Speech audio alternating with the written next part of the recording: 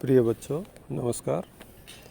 पिछले वीडियो में हमने अध्ययन किया साधारण आयताकार आरेख का। आज के इस वीडियो में हम पढ़ेंगे विभाजित आयत आरेख।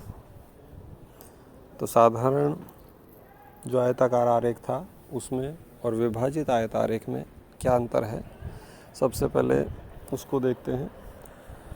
साधारण आयताकार आरेख बनाते समय हमने एक आयत के अंदर दूसरा आयत, दूसरे के अंदर तीसरा आयत, तो इस प्रकार से क्रमशः एक ही आयत के अंदर, एक बड़े आयत के अंदर जो भी शेष जो छोटे आयत थे उनकी रचना वहाँ पर हमने की थी। विभाजित जो आयत आरेख है उसमें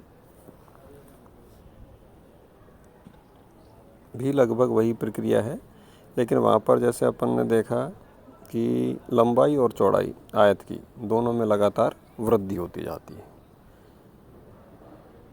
जो सबसे छोटा आयत था उसकी लंबाई सबसे कम थी, चौड़ाई भी सबसे कम थी। उससे बड़े आयत की लंबाई भी उससे अधिक थी छोटे वाले से, और चौड़ाई भी उससे अधिक थी। तो धीरे धीरे जैसे जैसे आयत का क्षेत्रफल बढ़ता जाता है उसकी लंबाई और चौड़ाई दोनों में हमने वृद्धि की थी। जबकि विभाजित आयत आरेख में लंबाई में तो हम वृद्धि कर रहे हैं, लेकिन चौड़ाई आयत की बिल्कुल समान रहेगी।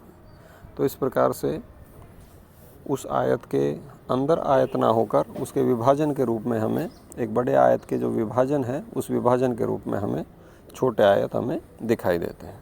तो इस प्रकार से विभाजित आयत आरेख और साधारण आयत आरेख में यही अंतर है कि एक तरफ तो लंबाई और चौड़ाई दोनों में निरंतर वृद्धि होती जा रही है, कम से अधिक की ओर, और दूसरी तरफ विभाजित आयत आरेख में लंबाई में वृद्धि होती जा रही है लेकिन चौड़ाई बिल्कुल समान रहती है। विभाजित आयत आरेख की रचना उस दिशा में करते हैं जब किसी मूल्य के विभिन्न उप विभागों का तुलनात्मक चित्रण करना आवश्यक होता है। यह आरेख बनाने से पहले किसी उचित मापनी पर कुल संख्या के बराबर क्षेत्रफल ज्ञात करके एक आयत की रचना करते हैं। इसके बाद इस आयत को उस संख्या के उप विभाग के क्षेत्रफल के अनुसार अवरोही क्रम में विभाजित कर देते हैं। तो सबसे पहले जो टोटल होता है उस टोटल का जो भी मूल्य है उस मूल्य के अनुसार हम एक बड़ा आयत बना देते हैं, और उस बड़े आयत की रचना करने के पश्चात जो उप विभाग हैं उन उप विभागों को अवरोही क्रम में अथवा घटते हुए क्रम में विभाजित करके हम उनकी रचना कर देते हैं। उदाहरण के तौर पर यहाँ पर हमारे सामने एक उदाहरण दिया गया है, फसल है और उसका क्षेत्रफल दिया गया है मिलियन हेक्टेयर में। तो फसल जैसे चावल 40, दाल का 23, गेहूँ का 22, इस प्रकार से ये पूरे के पूरे आंकड़े दे रखे हैं। फसलों का क्षेत्रफल दे रखा है कि कितने क्षेत्रफल में ये फसल उगाई जाती है। अब हमें जब इसका विभाजित आयत आरेख की रचना करनी है तो गणना करने के लिए सबसे पहले आयत का क्षेत्रफल ज्ञात करना है और क्षेत्रफल के अनुसार उसकी आयत की लंबाई और चौड़ाई ज्ञात करनी है। जैसे हमने पिछले वीडियो में किया था कि जो क्षेत्रफल था, पिछले वीडियो में हमने देखा कि साधारण आयत आरेख में जो भी क्षेत्रफल या जो भी वैल्यू दी गई थी उसी वैल्यू को हमने आयत का क्षेत्रफल मान लिया था। मैंने आपको तब भी यही कहा था कि यदि वैल्यू ज़्यादा बड़ी नहीं है तो उस वैल्यू को हम एज इट इज क्षेत्रफल के रूप में भी मान सकते हैं, और यदि वैल्यू ज़्यादा बड़ी दी हुई है, आपको लगता है कि वैल्यू ज़्यादा बड़ी है, चित्र ज़्यादा बड़ा बनेगा, तो हम उसको सभी जो भी वैल्यू हैं उन सभी का बराबर एक ही रेशियो में उनको या तो आधा कर सकते हैं, एक चौथाई कर सकते हैं, एक तिहाई कर सकते हैं। वो हम अपनी सुविधानुसार जो क्षेत्रफल दे रखा है उस क्षेत्रफल को हमने जैसे यहाँ पर आधा कर दिया है। तो आधा करेंगे तो ये नहीं कि भाई एक फसल का जो उत्पादन है, एक फसल का जो क्षेत्रफल है उसी को आधा किया। हम सभी फसलों का जो भी क्षेत्रफल दे रखा है उस संपूर्ण क्षेत्रफल को यहाँ पर आधा आधा कर देते हैं। तो आधा करने के पश्चात जो भी वैल्यू आई वो हमारी हो गई, उस आयत का क्षेत्रफल हो गया।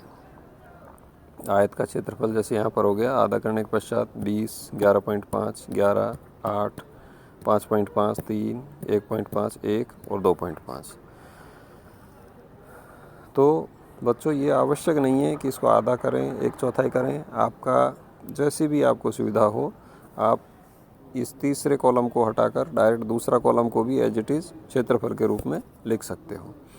आपका मन करे आप इससे भी कम कर सकते हो, आधे की जगह आप 1/4 भी कर सकते हो, डबल भी कर सकते हो, जैसे भी आपको सुविधा हो उसी के अनुसार हम इसको परिवर्तित कर सकते हैं। उसके पश्चात जब हमारे पास ये आयत का क्षेत्रफल आ गया तीसरे कॉलम में, तो इस क्षेत्रफल के अनुसार हम आयत की लंबाई और चौड़ाई ज्ञात कर लेते हैं। आयत की लंबाई और चौड़ाई ज्ञात करते समय हमें ये ध्यान रखना है कि चौड़ाई बिल्कुल समान रखनी है, क्योंकि एक ही आयत है बनेगा बड़ा और उसी के उपविभाग करने हैं, इसलिए चौड़ाई बिल्कुल समान रहेगी। और जो आयत की लंबाई है वो लंबाई धीरे धीरे ऊपर से नीचे की ओर धीरे धीरे कम होती जाएगी। क्षेत्रफल आपके सामने है, सबसे बढ़ेगा 20, तो 20 का एक सामान्य वो है कि 5 × 4 बराबर 20, तो ये आपकी लंबाई चौड़ाई आ गई 5 × 4। अब 4 आपको एग्जैक्ट चौड़ाई आपको वही रखनी है।